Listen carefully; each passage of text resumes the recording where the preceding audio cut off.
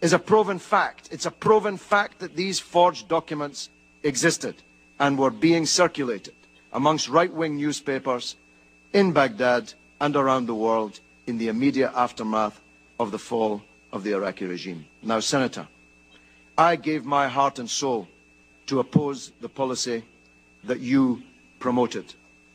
I gave my political life's blood to try to stop the mass killing of Iraqis by the sanctions on Iraq, which killed 1 million Iraqis, most of them children. Most of them died before they even knew that they were Iraqis, but they died for no other reason other than that they were Iraqis, with the misfortune to be born at that time. I gave my heart and soul to stop you committing the disaster that you did commit in invading Iraq.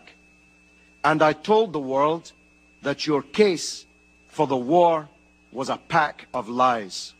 I told the world that Iraq, contrary to your claims, did not have weapons of mass destruction.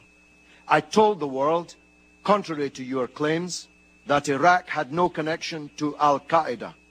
I told the world, contrary to your claims, that Iraq had no connection to the atrocity on 9/11/2001. I told the world, contrary to your claims, that the Iraqi people would resist a British and American invasion of their country, and that the fall of Baghdad would not be the beginning of the end, but merely the end of the beginning.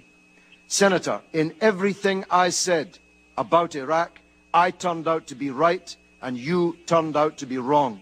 And 100,000 people have paid with their lives. 1,600 of them American soldiers sent to their deaths on a pack of lies. 15,000 of them wounded, many of them disabled forever on a pack of lies.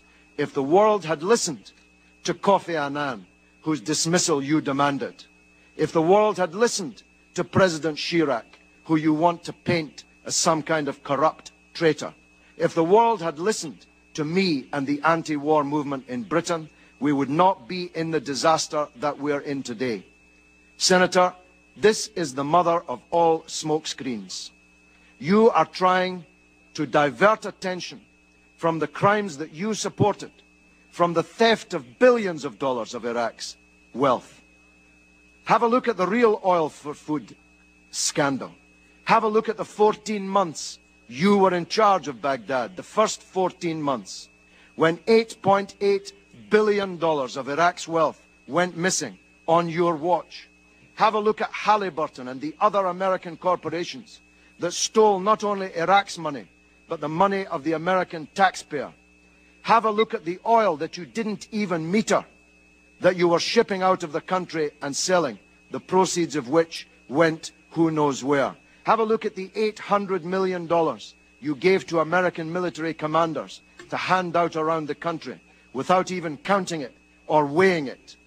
Have a look at the real scandal breaking in the newspapers today, revealed in the earlier testimony in this committee, that the biggest sanctions busters were not me or Russian politicians or French politicians. The real sanctions busters were your own companies with the connivance of your own government.